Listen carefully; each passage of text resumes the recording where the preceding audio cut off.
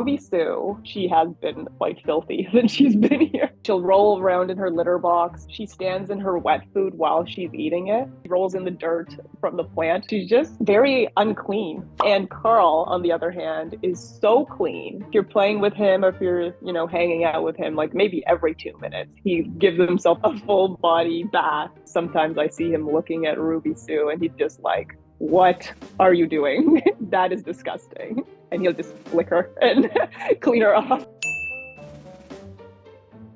If I could describe their relationship in a couple words, a love-hate relationship. It just reminds me of having a sibling. You have someone there, but then you also are like, stay away from me.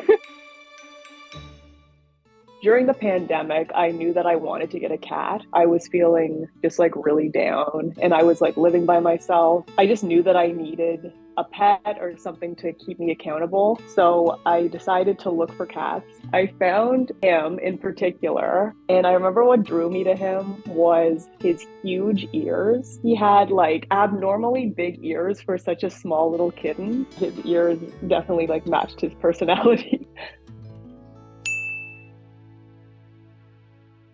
He was obviously very playful, very energetic, would wake me up at 5 o'clock in the morning every day. He was very cuddly and loving. I have to say he has grown out of that a bit. He likes being around people, but he doesn't like being touched. What he'll do is he'll just kind of like flop over and you'll go to pet him and then he'll just kind of like attack you.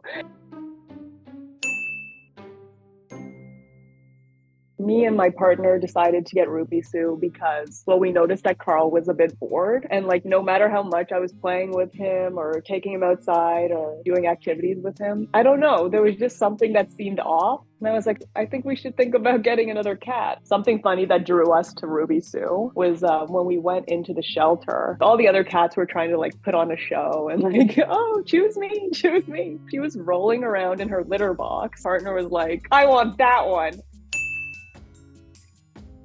When they first met, Carl was like, what is that thing? He's met adult cats and he's been like completely fine with them. But I think her size kind of threw him off. So he was like kind of confused. He's still a bit off about her size. He'll try to wrestle her and obviously he doesn't know what she's getting into. Ruby Sue didn't care at all. So she's pretty much the same as Carl was when he was a kitten. She's extremely energetic when she's awake. And then when she's asleep, she's just out. You can't wake her up. She's very like mischievous. So she'll like hide around corners. And when you walk by, she'll like pop out at you.